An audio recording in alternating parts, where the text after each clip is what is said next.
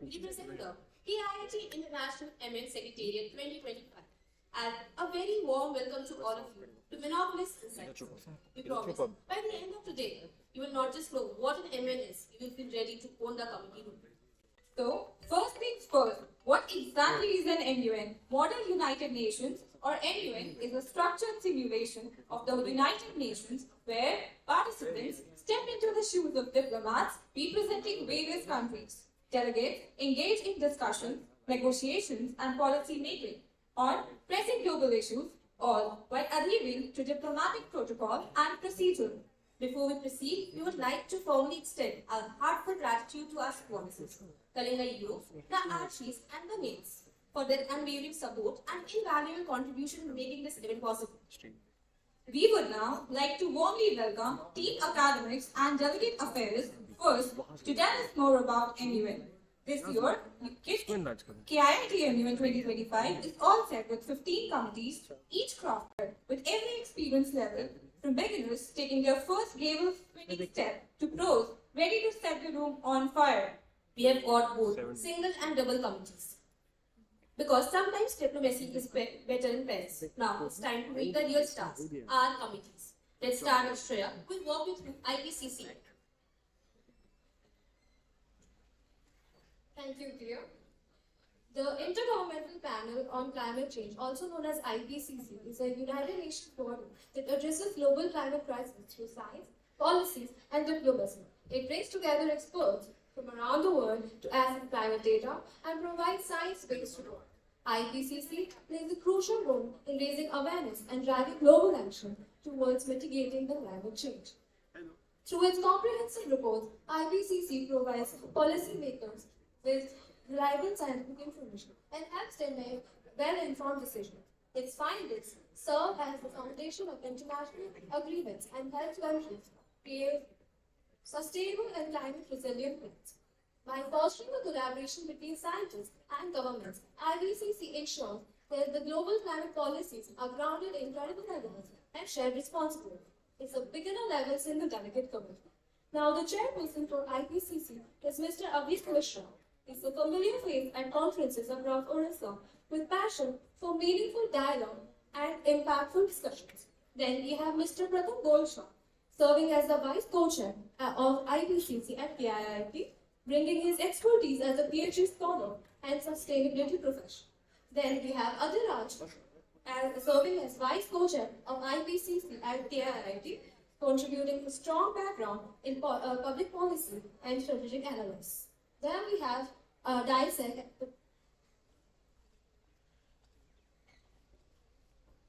Thank you, Shreya. Now, Dissek, Disarmament and International Security Committee.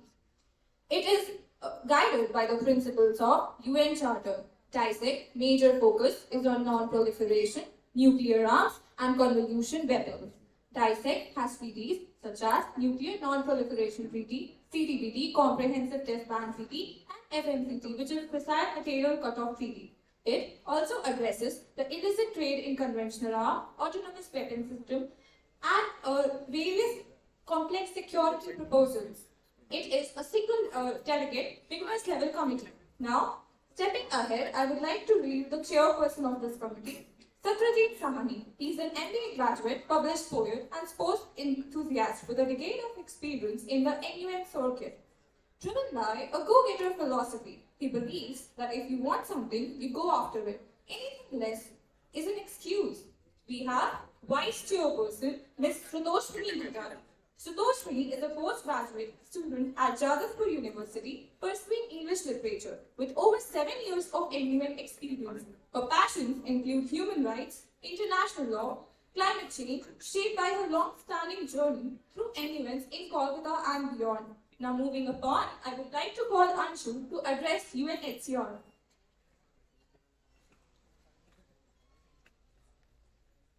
Thank you, Preeti. Now talking about UNHCR stands for United Nations High Commissioner for Refugees, which was established in 1950 to protect and support refugees, asylum seekers, and stateless people across the world. Based in Geneva, it ensures dignity and safety to the people who were forced to flee through integration or resettlement. UNHRC stands for Hope and Humanity for the Global Solidarity, For instance, UNHCR provided food and shelter to millions of people fleeing conflict in Syria, Afghanistan, and Sudan. It is a beginner-level single delegate committee. For the High Commissioner for UNHCR, we have Aditi Kuntia, a gold medalist in history with her extensive MUN journey since 2015, experience as a faculty member, and multiple paper presented national and international conferences. She has served on the executive board for several humanitarian committees. And for the Deputy High Commissioner is Mr. Sukh Malik, who brings a remarkable experience of chairing across 50 plus committees, including UNHRC, UNFCCC, and UNHC, and many more. As the founder and former president of GNU Hyderabad, he has helped establish a vibrant hub of diplomacy and debate while leading some of the largest events on the campus. Now moving on, I would like to call Payush from the Ecosystem Fund.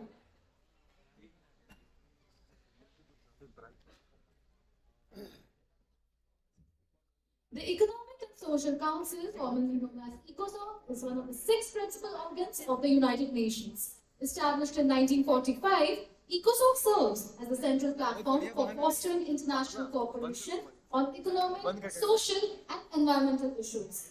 It brings together 54 member nation states and thousands of civil society organizations that work together for sustainable peace and development. ECOSOC's mandate is vast yet vital. It coordinates the economic, social, and cultural issues and works with 15 special UN agencies, including WHO, UNESCO, and UNICEF. It is also responsible for reviewing global issues like poverty eradication, gender inequality, climate change, and implementation of the Sustainable Development Goals, better known as SDGs. It is a beginner-level double delegate committee. Now, presiding over this year's ECOSOC committee is firstly the President Tejaswi Pajoli. With 90 plus MUNs across Asia, Tejaswi brings a seasoned expertise and tech-driven diplomatic approach to ECOSOC 2025. Secondly, our co-vice president Althea Karenina. She is an award-winning chair with experience across Europe and Asia, and she brings fairness, clarity, and strong debate leadership. Last but not the least, Namrata Mishra, our second co-vice president, a former SG and seasoned debater. Namrata blends confidence and sharp decision-making to energize the committee. Thank you. Next, I'll call Divyanshi to brief about UNCSW. Thank you, Payushni. Moving forward with UNCSW, or the United Nations Commission on the Status of Women, it is a functional body under ECOSOC that works to promote gender equality and uphold the rights of women and girls globally. It is one of the most impactful platforms where countries come together to evaluate their progress, identify the challenges, and frame international policies to uplift women in all spheres of life. In this committee, delegates discuss issues related to women economic empowerment, participation in leadership and politics, prevention of gender-based violence, access to quality education, healthcare, and equal opportunities. It is a beginner-level double delegate committee. Moving forward with the executive board, we have Mr. Sankalpa Chakraborty as the chairperson, who is a master student in international relations, who brings sharp insights into diplomacy with interest in gender, migration, and refugee studies. And we have Ms. Kamalika Das, the vice chairperson with experience of across 25 plus conferences. Kamalika is a seasoned socio-economic committee expert and award-winning MUNer, known for her leadership and academic depth. Moving forward with IPC, Shreya. Thank you, Divyanshi. The International Press Corps IPC represents journalists and correspondents covering the conference. The committee has 2 wings, IB Journalism, which focuses on written reports and analysis, and IB Photography, which captures the events, critical moments, and narratives through a visual lens. Unlike diplomats, IPC delegates act as journalists for assigned media outlets, each with its own editorial style. Their job is to observe proceedings, interview key figures, and produce news reports, features, and opinions. IPC ensures transparency and accountability by reporting on the conference with the speed, accuracy, and clarity expected to real-world journalism. This is a beginner-level single delegate committee. We welcome Mr. Sohan Bose, co-head of International Press Corps, known for his journalistic expertise and years of MUN experience. And joining him is Ms. Sai Preeti Ponu, co-head of International Press Corps, whose passion for MUN and global affairs drives her leadership. Now we have Vidisha for focus.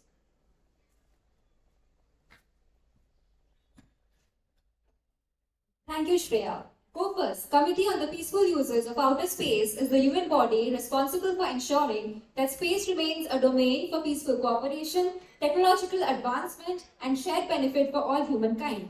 This committee allows delegates to explore the governance of outer space, addressing issues like satellite regulation, orbital traffic management, planetary protection, and space security. Delegates must navigate the intersection of science, technology, and international law while developing innovative frameworks for sustainable space exploration. Discussion topics might include the mitigation of space debris, equitable access to space resources, and collaboration in research and development. It is an intermediate level single delegate committee. Our head chair, Eshwar Teja Chhawa, is a highly experienced MUNer with deep expertise in international law and foreign policy, known for fostering meaningful collaborative dialogue. Our Deputy Chair, Diptesh Banerjee, currently pursuing his Masters at IIT Gandhinagar, brings strong research-driven thinking and passion for analytical debate. And our Director, Devojit Das, a senior from IIT Gandhinagar with 8 years of MUN experience, is committed to creating an inclusive and intellectually stimulating environment for every delegate. Up next, we have Arish, who will be speaking about OIC.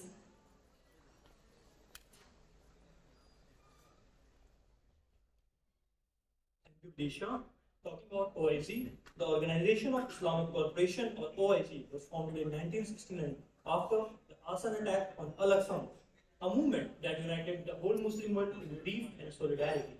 Originally known as the Organization of Islamic Conference, today OIC stands as the second largest intergovernmental organization after UN, representing 57 member states across Asia, Africa, Europe, and South America. The OIC serves as a collective voice of Muslim world, striving to safeguard dignity, independence, and focusing on peace and security, and most importantly, support for Palestine and other groups. Through its specialized institutions and coordination at UN, the OIC ensures that the world speaks with unity and purpose. It's an intermediate single delegate committee. Now, talking about the executive board members for the committee, Mr. Shaun Banerjee Chaudhary, the co-president, OIC. The respected figure in the circuit with a deep expertise in Islamic laws and community governance, with guiding OIC with a strong foundation of knowledge, clarity, and principled leadership. Our second co-president is Ms. Jawhara Patabi, OIC, bringing over 10 years of aligned experience in community building, organizational leadership, and outreach, committed to drive OIC's growth through inclusivity, dedication, and strategic thinking. Next, I would like to call upon Vidisha to talk about UNHRC.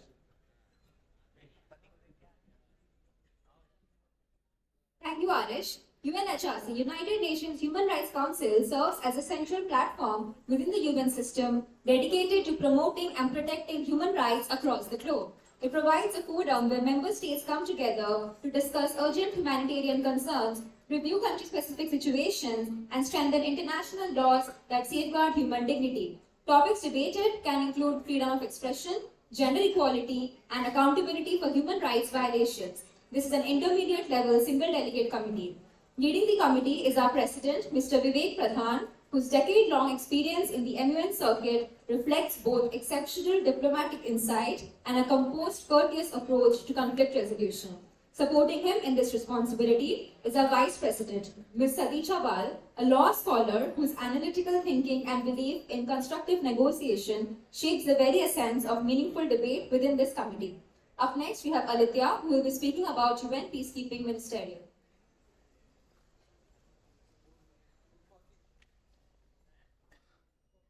Thank you, Vidisha.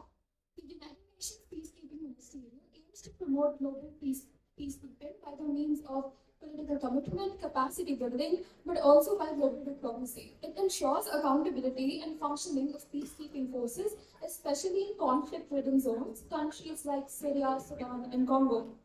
It intends to ensure mediation and cooperation between nation-states, especially with non-state forces, to ensure overall peace. It is an intermediate level double delegate committee.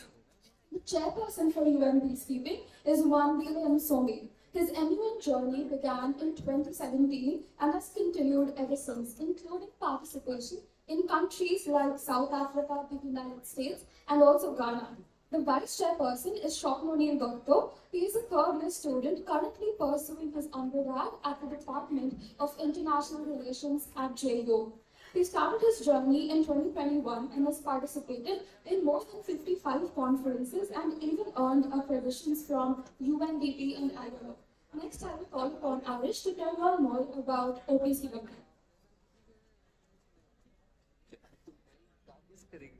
Thank you, Alexia. Talking about OPCW, the Organization on the Prohibition of Chemical Weapons, OPCW is an international organization that works to eliminate chemical weapons and make sure they are never used again. It was established in 1997 to implement and monitor CWC, which is Chemical Weapons Convention, which is a treaty signed by most of the countries in the world. The main goal of OPCW is to ensure that the chemical weapons are destroyed safely and that the chemistry is only used for peaceful purposes, like medicine, agriculture, and industry. The organization also inspects chemical plants in different countries to make sure no one is illegally making or storing chemical weapons. Third, to assist the member states in protecting themselves against possible chemical attacks. In case of any chemical attack, the OPCW can send experts to investigate and help affected people. Because of its important work, the OPCW was awarded with the Nobel Peace Prize in 2013. The OPCW played a major role in Syria by helping them and destroying the country's chemical weapons. The single delegate intermediate level committee. Talking about the executive board for the committee, first we have Yash Agrawal, chairperson of OPCW. Yash Agrawal, an information security consultant with years of MUN leadership experience, brings a blend of discipline, insight, and strategic diplomacy to the committee. His tenure as Secretary General and excellence across circuits reflects his commitment towards growth, collaboration, and high-level debate. Next, we have Ms. Suresha Mishra, co-vice chairperson of the OPCW. Suresha Mishra, an award-winning debater and multi-talented academic, career extensive experience across universities, debate, drama, research, her diverse achievement and strong analytical presence make her refined and impactful leader in OPCW board. Our second vice chairperson for OPCW, Mr. Abhinav Das, known for his deep passion, diplomacy, and Middle Eastern political studies, has won multiple best delegate titles across esteemed conferences. His sharp policy understanding and commitment to quality debate and depth and direction to the committee. Next, I would like to welcome Dia Gulal for WHO. Thank you, Arish. WHO, a World Health Organization, is United Nations specialized agency responsible for international public health. Established in 1948, its primary objective is to ensure that all people attain highest possible level of health irrespective of their nationality or status. Headquartered in Geneva, Switzerland, WHO works through 6 regional offices in over 150 country offices worldwide. Its key area of focus include disease prevention, health promotion, emergency response, and strengthening access to medicines and vaccines. The organization also plays a vital role in coordinating global efforts during health crises such as pandemic, outbreaks, and humanitarian emergencies by providing scientific guidance, policy support, and technical expertise. Ultimately, WHO serves as world-centered authority in shaping international health standards and driving global cooperation to safeguard human well-being. It is an intermediate double delegate committee. For this year, executive panel for WHO is, we have Ashima Jha as chairperson. She serves as World Peace Youth Ambassador at World Peace Trial, campaigning global dialogue and youth diplomacy. We have Sankalp Chauhan as vice chairperson, a senior MUN podcast host, and a computer science lead. Hailing from the capital of the country, is an ardent debater. His YouTube content on the Sankalp Show has helped lakhs of delegates in acing their MUNs across the country. Next, we have Mr. R.N. Banerjee as director. R.N. Banerjee is third year data science artificial intelligence undergraduate at Amity University, Calcutta. With over more than half a decade of experience in national and international MUNs, debates and summits, he is a UNICEF certified professional in education and emergencies. Now I would like to call up Piyush for UNICEF.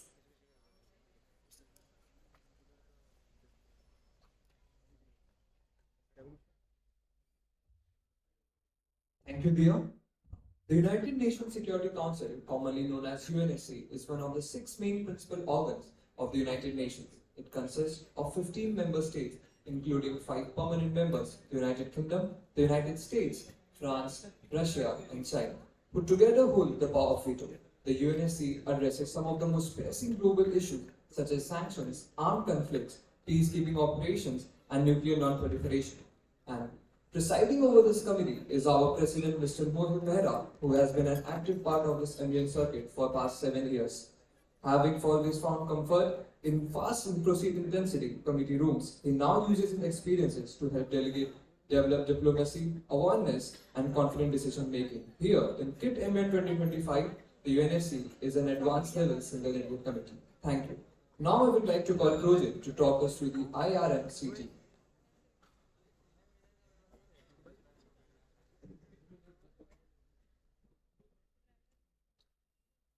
Thank you, Piyush.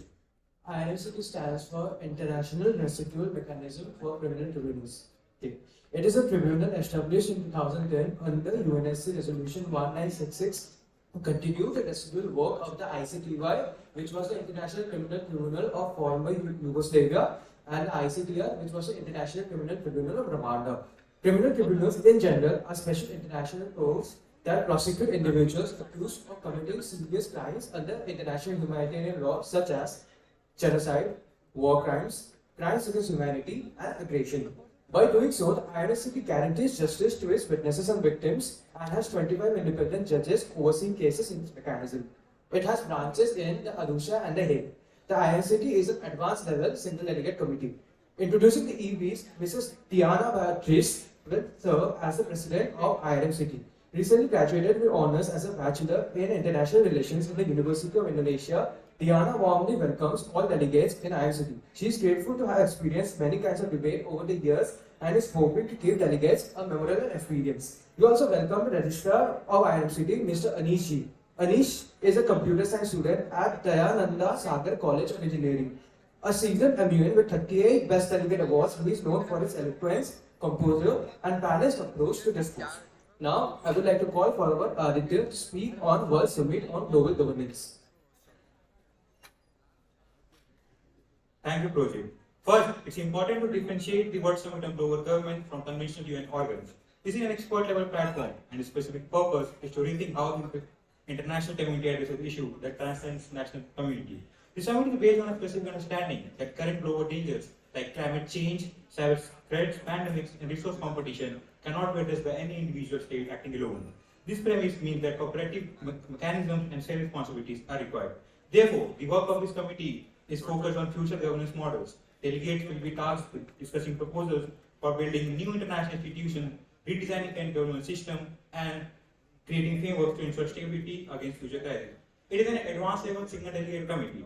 The EVs of the committee are Mr. Riddhi Sai Majumdar, who will be serving as the president. He is a decade-long modern UN veteran with a background at UN OHCHR and a degree from Geneva Graduate Institute. He is also a TEDx speaker and a globally recognized chair championing sustainable leadership. We also have Ms. Vanshita Suryavanshi as the vice president. She is a policy analyst at the OECD Nuclear Energy Agency, specializing in international governments and energy diplomacy. She holds a master's from Science PO and contributes to global forums like COP28. Thank you.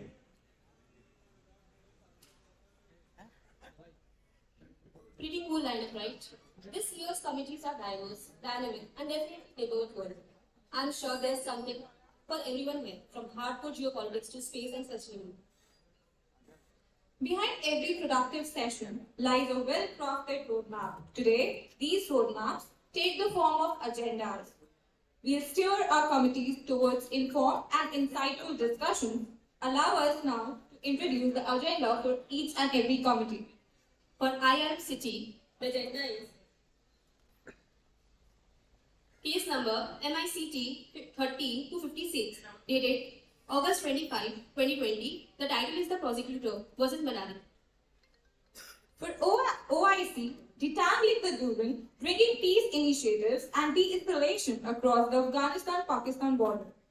For UNHRC, we have addressing human rights violation and civilian impact in the Israel-Palestinian border conflict.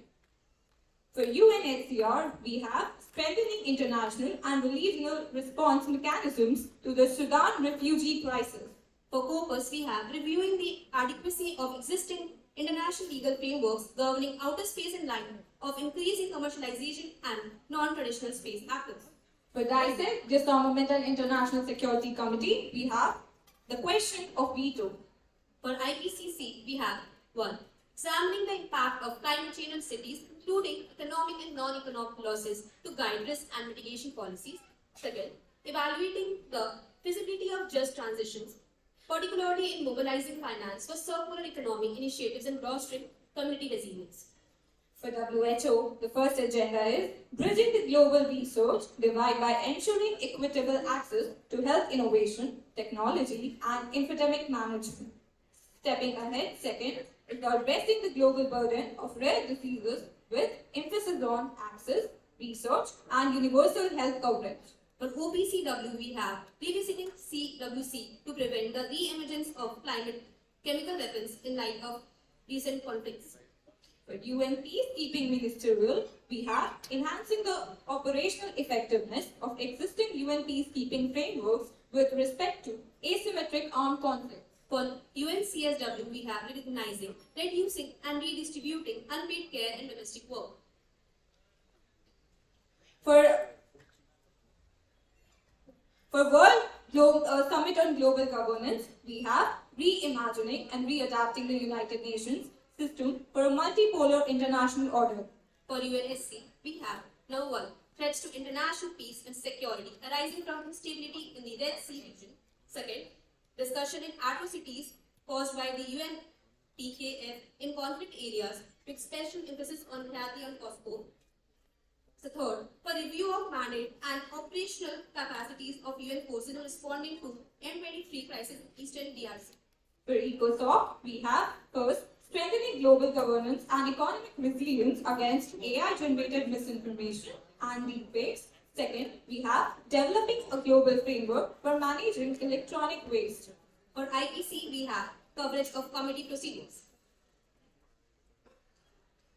We would now like to warmly welcome Team Academics and Delegate Affairs. First to tell us more about MUN. This year, KIIT MUN 2025 is all set with 15 committees, each crafted for every experience level.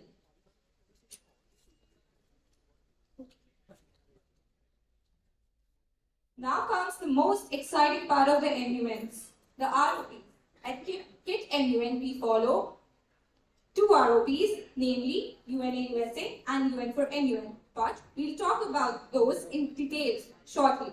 Before that, let's walk you through what actually happens inside a committee, according to UNA USA ROP, with the help of a skill. The first thing that happens in classroom or in MUN conference is the roll call. Being a delegate, there are two ways you can respond to this, present and present in voting. Raising your plug card. Present means you can abstain from voting during documentation.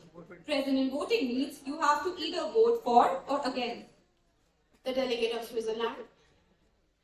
The delegate of Spain, present voting. Next, we have simple majority. It essentially means the minimum number of delegates required to begin the committee proceedings. Usually, it is set at 50% of the present delegates plus 1, but it can vary upon the discretion of the executive board. Since there are 8 delegates, the simple majority of this committee is 50% plus 1, which is 5 delegates. This is followed by the setting of agenda. A delegate raises a motion to set the agenda for the committee. Are there any motions on the floor? Delegate of UAE. Delegate of UAE would like to raise a motion to set the agenda as discussing the impacts of industrialization on sustainability. Delegates in the favor of this motion. Delegates against. This motion clearly passes. Once the agenda is set, the committee proceeds towards the discussion. The general speakers list is an inexhaustible list where delegates are recognized to speak by the chair throughout the committee. The EV maintains a list of recognized speakers and the delegates deliver their GSL speeches for a fixed time, which is usually 90 seconds. Delegates wishing to add their names to the GSL, Australia, Andorra, Spain. The delegate of Australia, the floor is yours. Thank you for the recognition, Chair. Australia recognizes that while industrialization has driven significant economic growth, it presents substantial challenges to sustainability. The rapid expansion of industries often leads to increased resource consumption, higher emissions, and greater environmental degradation. This unsustainable approach threatens not only our ecosystems, but also the health and well-being of future generations. Thank you. Delegate, you have 30 seconds remaining. How do you wish to yield your time? You might be wondering what a yield is. Well, when a delegate has time remaining once their speech ends, they can yield it. They can yield it to chair, which means the institute board will decide what to do with the remaining time. They can yield it to another delegate, but the two delegates need to have prior knowledge. No delegate can yield their time randomly to another delegate. Lastly, they can yield it to POIs, or points of information, which means other delegate can ask questions regarding the speech. I would like to give my time to POIs. Delegates wishing to ask POIs, delegate of chat. Thank you, Chair. The speech references trying environmental regulations in Australia. What are some key regulations that have been implemented to address resource consumption and environmental degradation in the industrial sector?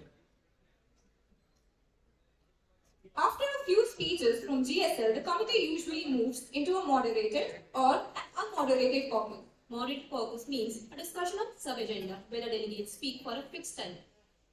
Are there any motions on the floor? Delegate of Vietnam followed by Spain.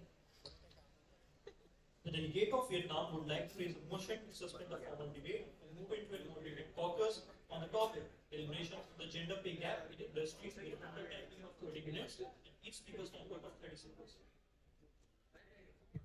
Delegate of Spain would like to raise a motion to suspend formal debate and move into moderated caucus on the topic that the waste management practices of industry with the total time being 30 minutes and speaker time in 30 seconds.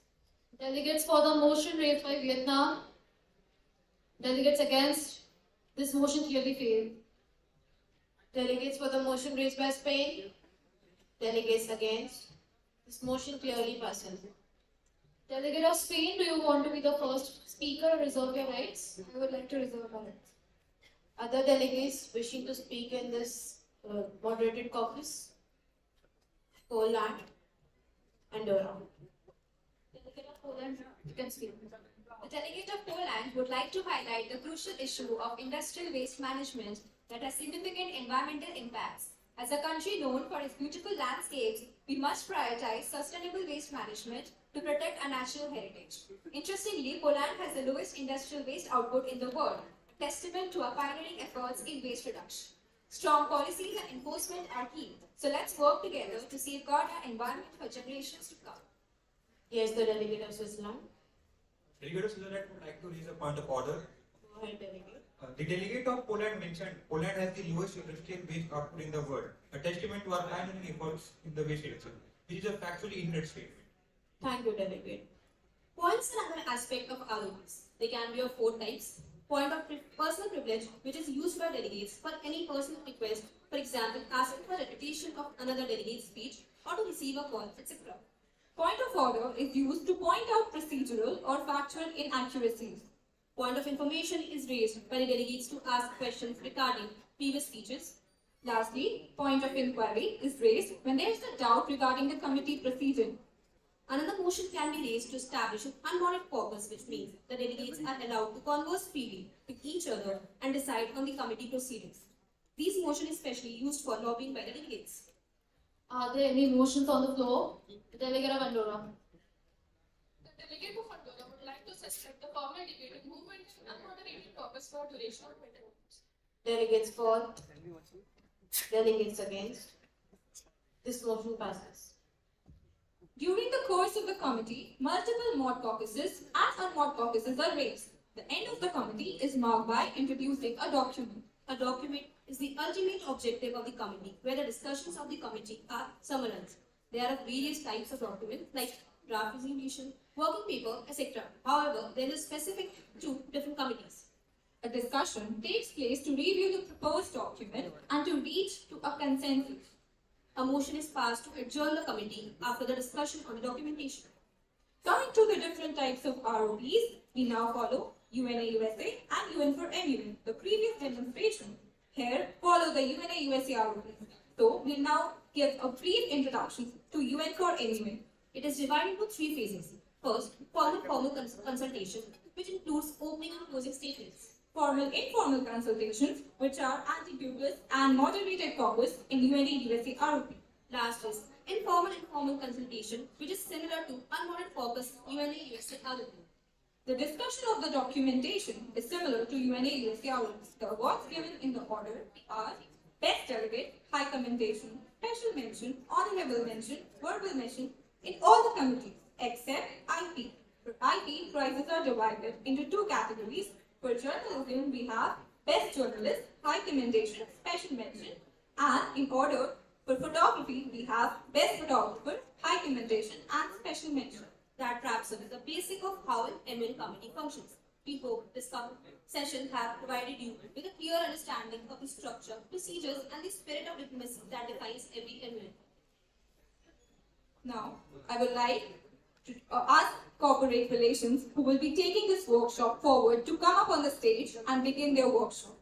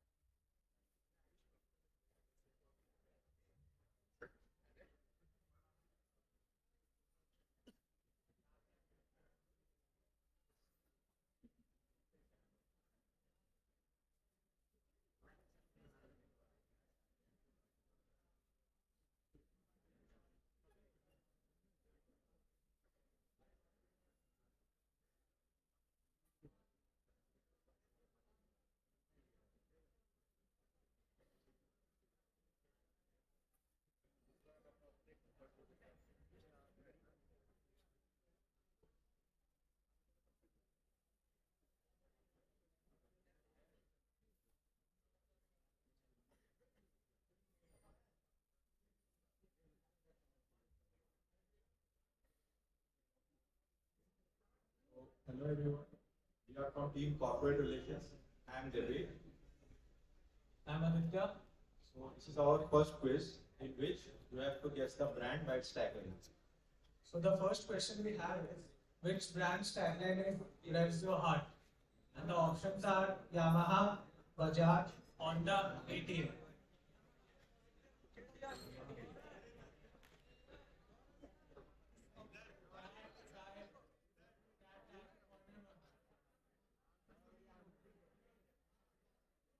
What?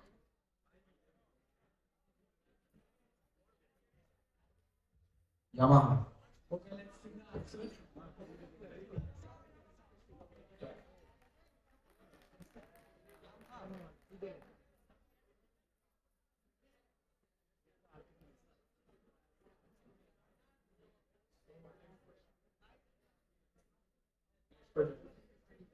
Progress through technology.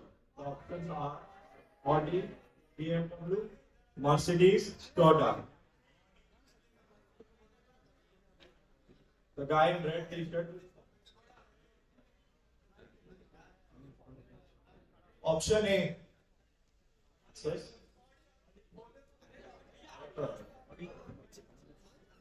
Okay, guys. Now the next question. Which brand's tagline is because you are wanted? Lakme, Avon, L'Oreal, Maybelline.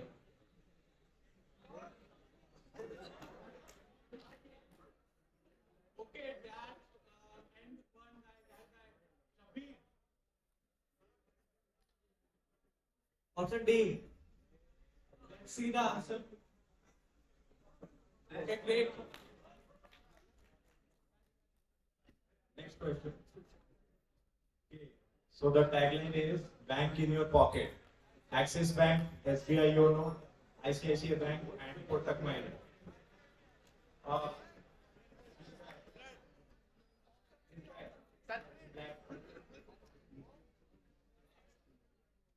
SBI Yono, option B. Great, correct.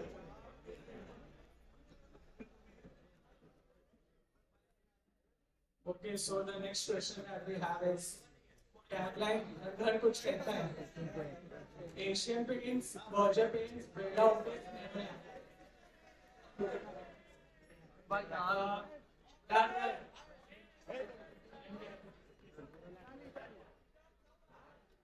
Asian paints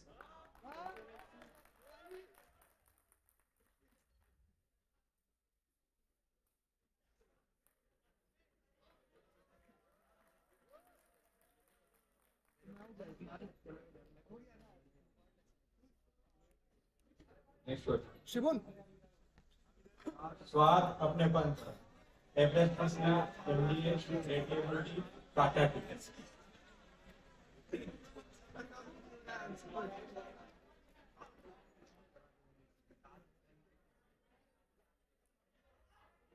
option B option C option C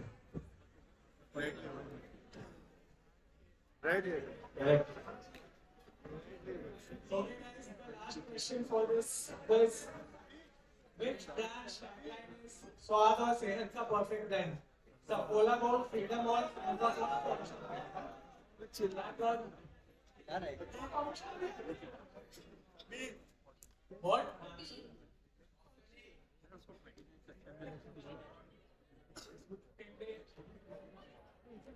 so for our next quiz we would like to call Shafi and Tilak Raj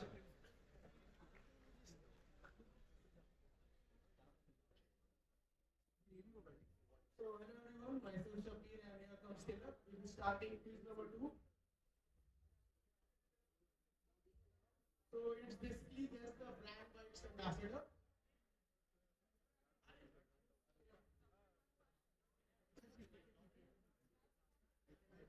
Hello. So first question, Virat Kohli is the brand ambassador of Kotak Mahindra, UCO Bank, Axis Bank, and HFDC Bank.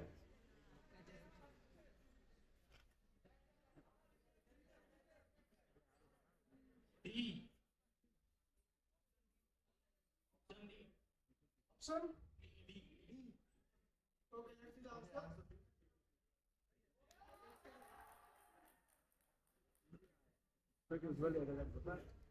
Alia Bhatt is the brand ambassador of Fruity, Slams, Mazda, Fruity.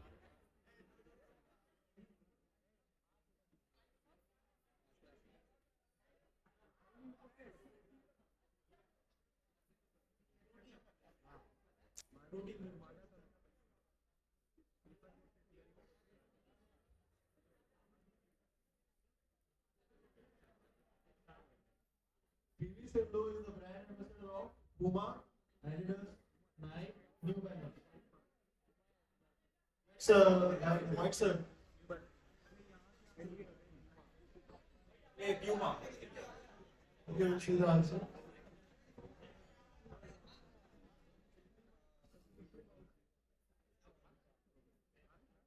Shah Rukh Khan is the brand ambassador of Ford.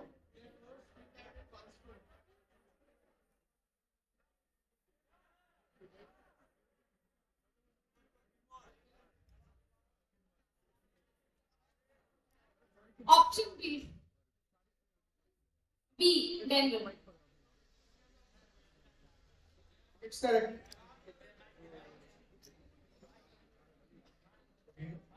Ranveer Singh is the brand ambassador of Samsung, Motorola, iPod, nothing.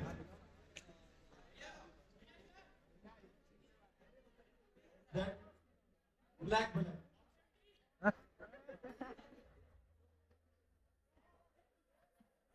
Option D.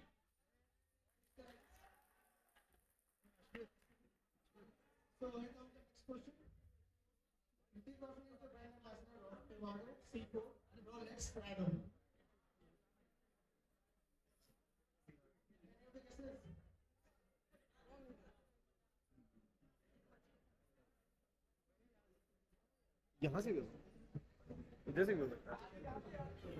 Option D, Rado. Yes, also. It's correct.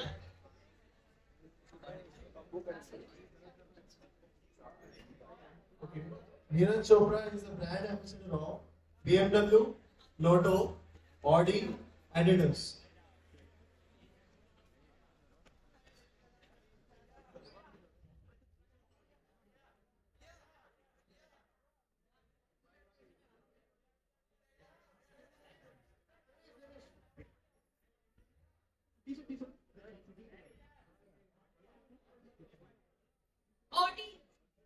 That's correct. Answer again.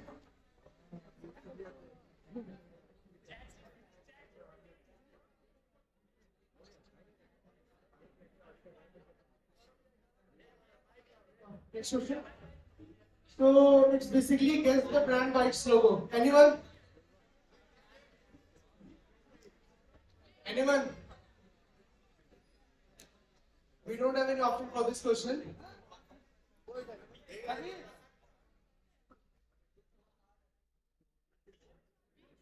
That Paul. Alright, sir. Volcom. Any other guesses?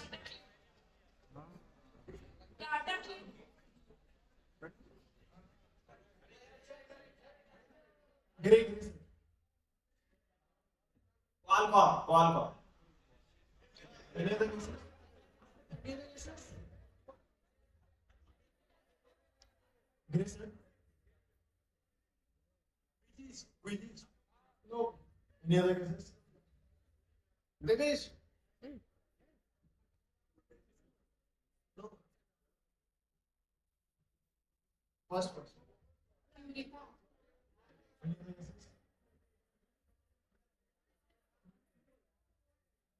That black shirt. Yep, it's right.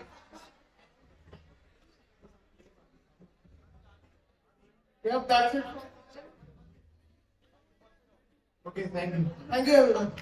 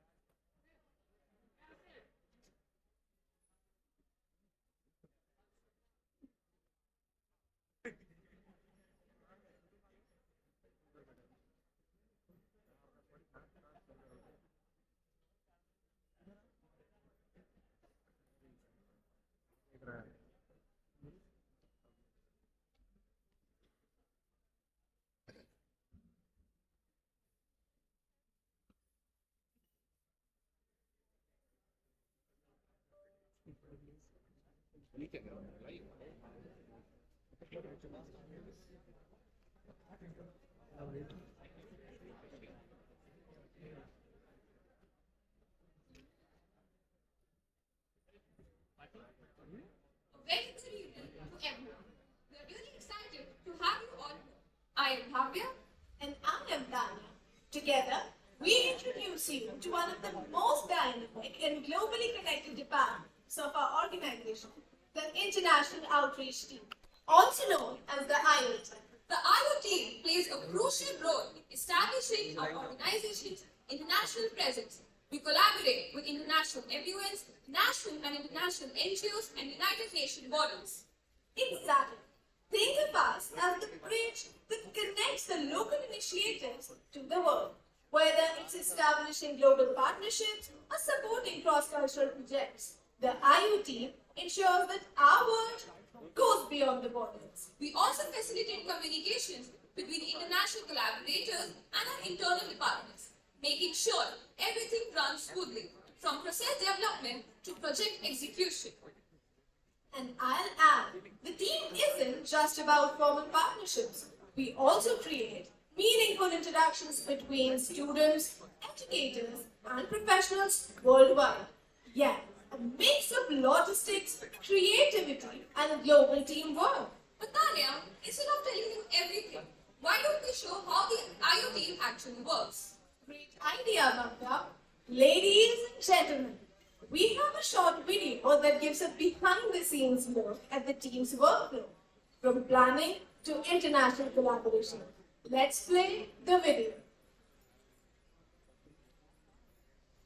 Alright, right now. भाई यार, teams are ready, agenda ready, but event को कैसे होगा? In every conference, there comes a moment of uncertainty, where the team wonders, how do we bring global values, how do we engage international bodies, and how do we build credibility? बस तभी international चाहे वो रात के 2 बजे 15 email 7 follow-ups या 3 calls ही क्यों न करने हो। International outreach is not merely just a department. It is a gateway through which our conference enters the global world. It ensures that our event stands for international dialogue, global collaboration, and inclusion. Montage time. International outreach builds collaborations with international and national NGOs, youth organizations, and academic institutions, enhancing conference credibility by bringing recognized partners and supporters on board. We promote cultural exchange by connecting delegates with global insights. This is international outreach.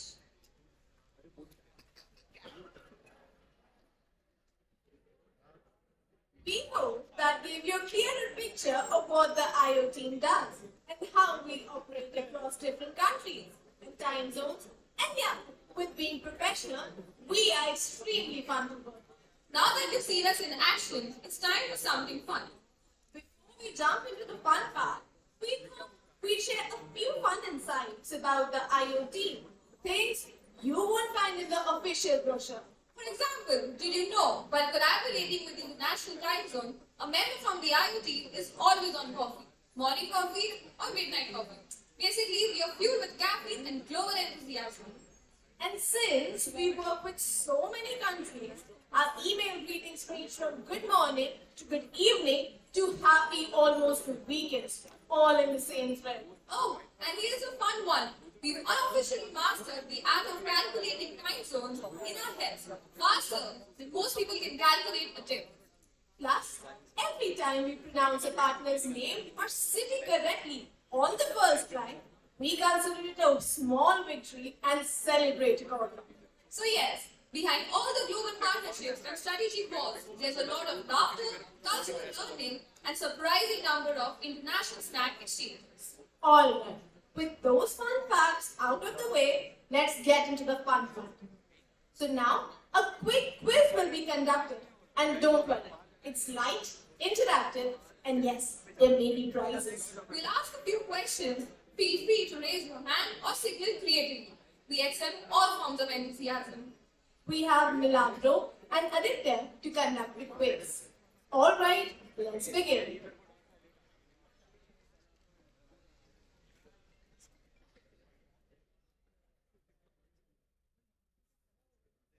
Good evening, everyone. This is Aditya. This is Milagro. We, on behalf of Team of International Outreach, are going to welcome you to a very exciting quiz that is going to test your ears, eyes, and the general knowledge to the finest. That's right. This will be fun, short, and competitive. We will be having 3 rounds. Guess the language, guess the capital, and guess the country the personality belongs to. So, Now, before we start, I'd like to take a moment to thank our gifting partner, Archie's, that will be taking care of all the prizes that you guys will win. So now we're starting with round 1. Guess the language.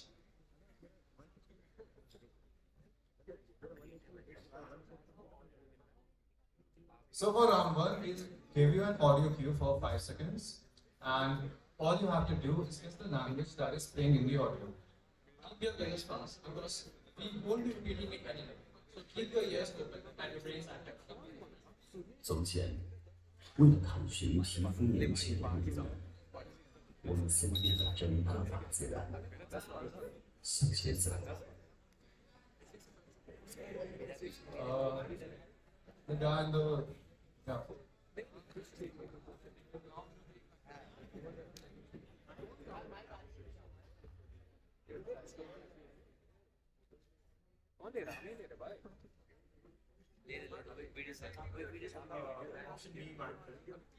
Any more guesses? Can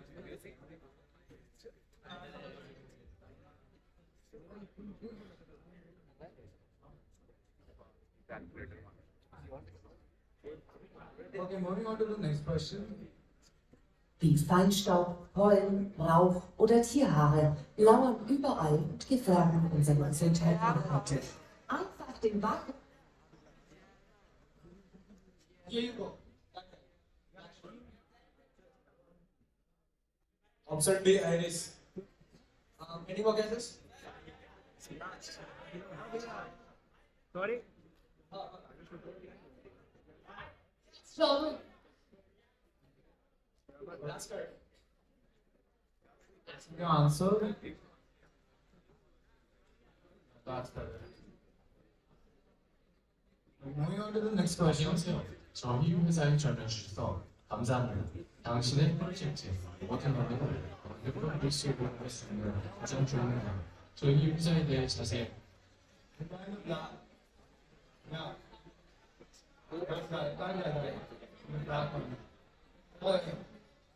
Let's go in.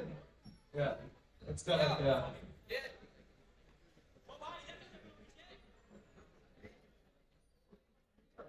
Okay, so